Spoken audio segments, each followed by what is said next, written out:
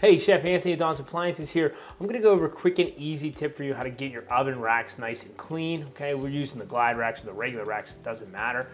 First, we have a nice size bin that'll hold the rack, so test that first. So make sure rack fits nice and is submerged. You could use a, laundry tub or something, whatever fits. But we have some nice hot water here, and the key is we're gonna add some dish soap. So we're just gonna put some dish soap down here, okay? And we're gonna add some dryer sheets. So I actually just take it like this, mix it around, get the dryer sheet solution in there. Don't ask me why, it's a secret trick. And now get your racks out. Make sure your racks are nice and cool, and kind of inspect them first. If there's any heavy things right here, I always get like a putty knife or something like that just to see if I can shave, kind of get a little bit of the heavy off. Doesn't matter, it's all gonna go in there, but this is kind of like just a little bit of a pre-treat, okay? Then I just like to take just maybe a sponge, kind of go over this, just like this, and it'll knock off any of the loose things before we submerge it, all right? You can see it's already just picking up just the light stuff. So kind of just a quick pre-treat, all right? So into the water it's gonna go. I'm gonna submerge this, okay? Same thing, we're doing 2 racks today. So same thing with the second rack, use one of our steel scrubbies here, just to kind of knock anything down, get in the grates from cooking. All right, this goes right in too, okay, just about fits. And this is gonna need to be submerged about 45 minutes to an hour, okay? So at least an hour to see like the heat and the water and the chemical, everything to release. So tune back in with us.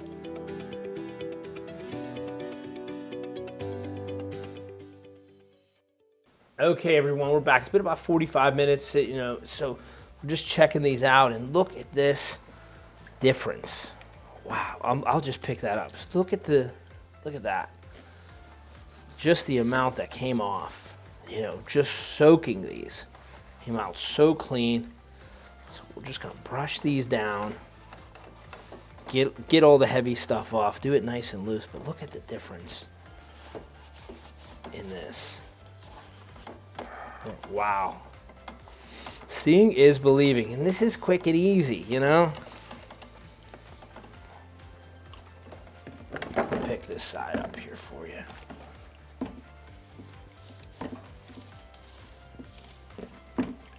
That's nice. There's a difference for you right here. Wow. And then the best part is when you have them submerged like this, you can just dip them, really take the stuff right off here. And then if with stubborn stuff, you can use a rotating bristle brush. We have one of these. You can probably pick them up anywhere, but really just helps to take this off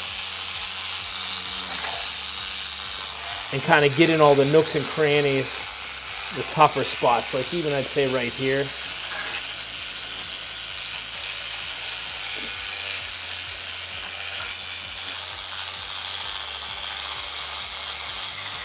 Let's get this. Let's get our scrubbies. Kind of get in there. And some pieces are going to be a little bit tougher than others. That's why, we can actually soak some more. If you find that some of the pieces aren't coming off, depending on what your make and model yours is, we can give it a good scrub now and let it sit another 45 minutes either, if you have the time. But let's take this, and I'm going to flip it so we can do the back side. Okay, make sure don't forget the back side.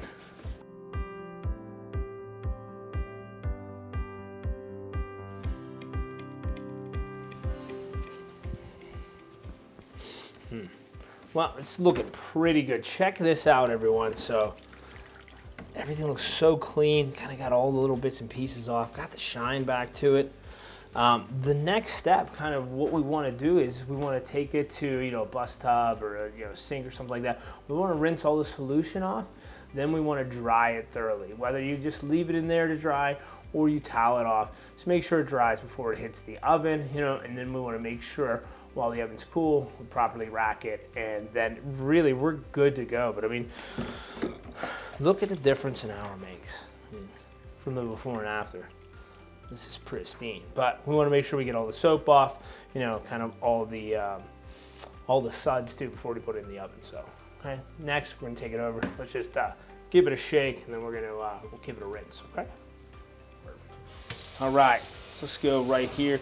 We just want to make sure we get all that soap, especially, you know, these are the glide racks, so especially on the glide rack part, we want to make sure we get all the soap out of that. Just the regular racks are a lot easier just to hose the soap off. And then this would really kind of hit every little piece that doesn't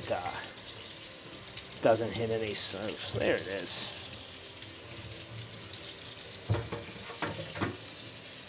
Make sure we get the very edge there, nice and hot. Look how clean.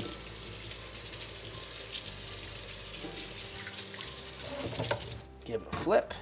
Get the other side in here. Perfect like that. So we can either get towel dried, you know, to get the heavy stuff off, but I really do like to let it sit. If we have the time, let it sit, let it dry. But I always do it on the edges just so there's no spotting of soap or anything like that. But just do a quick one to get the light stuff, or the heavy stuff off, I should say. Give it a rotation.